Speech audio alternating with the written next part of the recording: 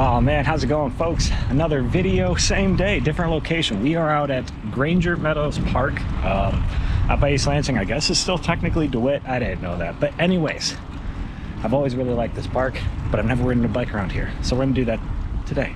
Let's go. I want to talk about something today, and that is this thing. I want to talk about marriage. In my, infinite 3 weeks of being married wisdom, I guess we'll go like way backstory on this, right?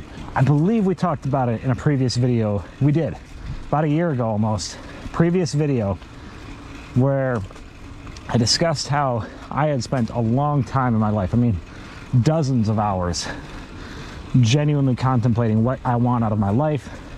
And it ultimately came down to I wanted a family. I wanted a wife, I wanted kids.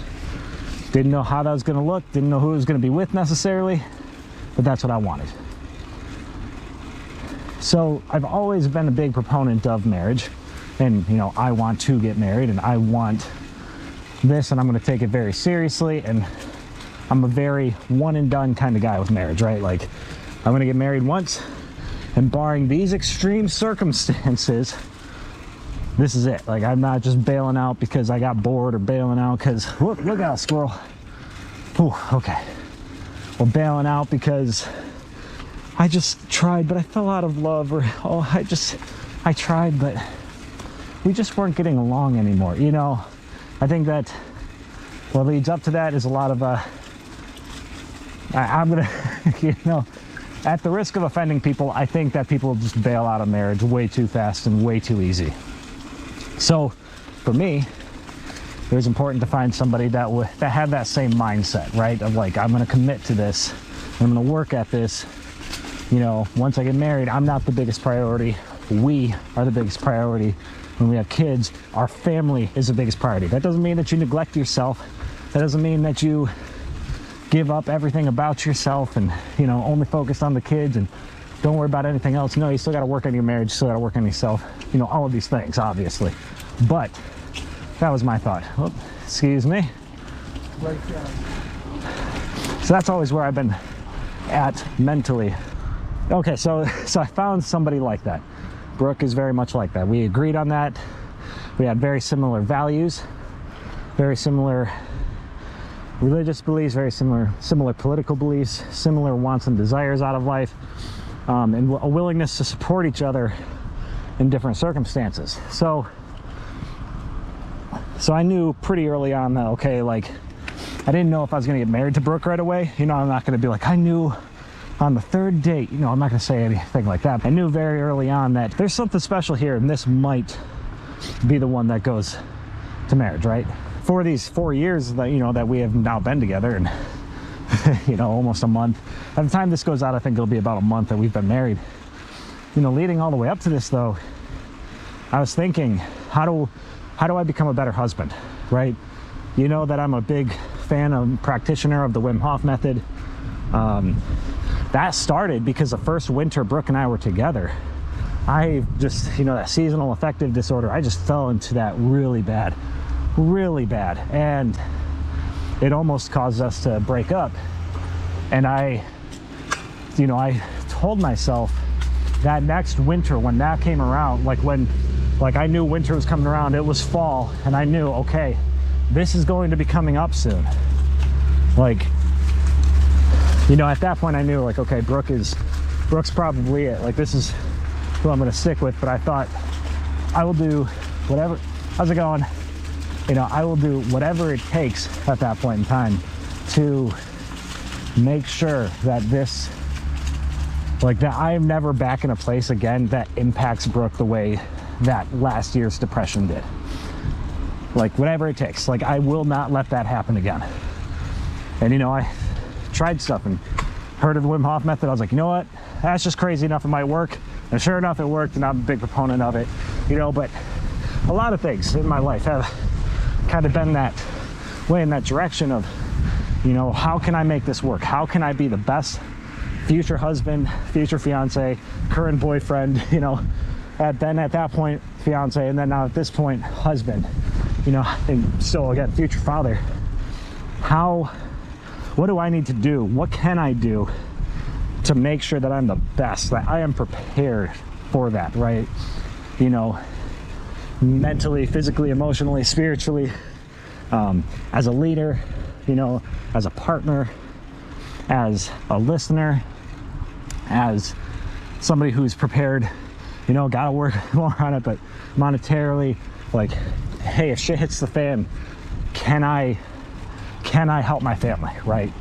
That is, that's been something that has meant a lot to me, and I've thought about a lot. And, you know, even now it's like, hey, you know, I'm going to be a husband, and now, you know, I am a husband. I got to start reading books on how to be a good husband. I got to start listening to other people, you know, find people that I can look up to on how to be the best husband I can, right? Now, obviously, with reading anything, you got to kind of take it with a grain of salt. You got to, you know, think about it from your perspective and make things work. But, you know, I've always hated the 5 love languages, but, you know, I have to admit that there's some truth to them. They're not perfect, you know, they're a little, you know, I'm not going to sit here and say that, oh, this is everything. It's part of it, but not everything. How's it going? Good. You know, so I'm looking at it from, you know, like, okay, well, Brooke feels more strongly about them than I do, that they're a real thing, that they're a good thing, etc. Right? So I was like, all right, fine. We got the 5 love languages as a gift, so I was like, all right, I'm going to read it.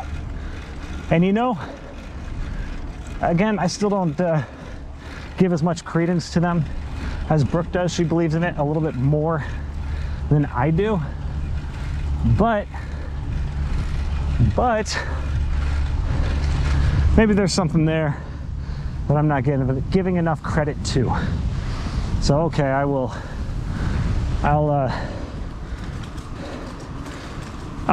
give it a shot, right? And I've learned stuff based on what her love languages are, how I can communicate better, how I can spend time with her better, and, you know, what are some things that might mean something to her that I haven't thought of. And another book I've been reading is called Love and Respect. You know, it's like something about showing her the love that she desires and the respect that he desires, or something, right? Talking just kind of difference about how men might see stuff versus women, and, you know, again, how can I communicate my needs with Brooke, and how can I understand what she's communicating back to me? How can I be the best husband possible? When I was leading up to getting married, you know, I was talking to people like, hey, what, you know, people have been married for a long time, people have been married for shorter periods of time, people who are recently married, like, what are some things that you've learned? What are things that surprised you? What are some things that you didn't expect? What's different than what you expected? You know, like, trying to learn from others, right? I'm always interested in hearing from other people and learning from them. And got a lot of interesting advice, got a lot of great advice. But what was really interesting is a lot of people said, well, you and Brooke have already been living together, you know, for almost 4 years. Nothing's going to change for you. And I was like, you know, in some ways that seems true, but, you know, if nothing changes, then what's the point of getting married, right? If absolutely nothing changes, there doesn't seem to be any reason for, well, any of it. But other people said, no, man, I'm telling you, marriage changes everything. And what was interesting about that response is that there were people who had been married for, or not had been married, who had been living together for some time, and other people who had not been living together. So I was very fascinated that I was getting this response and this answer from people who, like I said, had been married, and people who, holy crap, that startled me. Okay. Well, that's cool. There are a couple deer. I don't know if you guys saw that on the camera or not. Some people were like, dude, everything completely changes. Nothing's the same.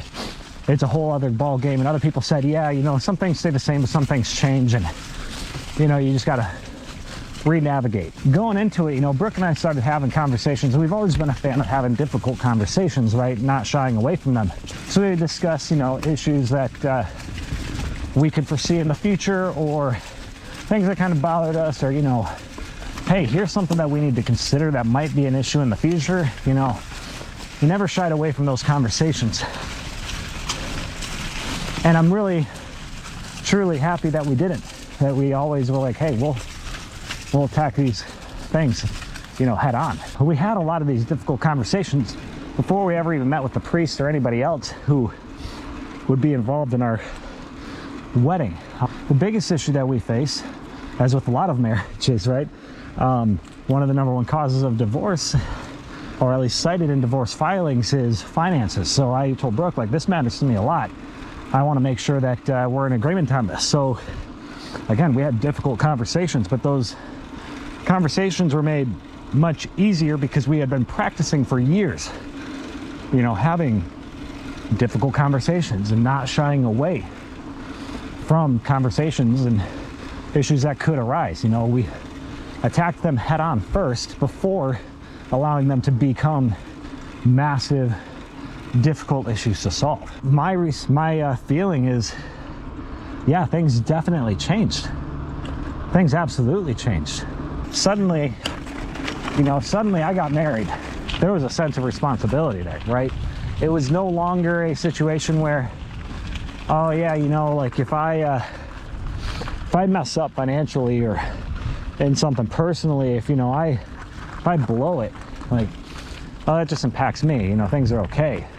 Suddenly it went from that feeling to, man, if I blow it, if I fuck up, like, somebody else pays too. Like, this impacts so much more than just myself. There's that added responsibility. What comforted me in it is that I talked to people who I really respect on a personal level and asked them about it, you know, when they got married, and all of them said, oh yeah, like, no, that 100%, that's how it feels, you know, that's how it feels, and that's how it should feel.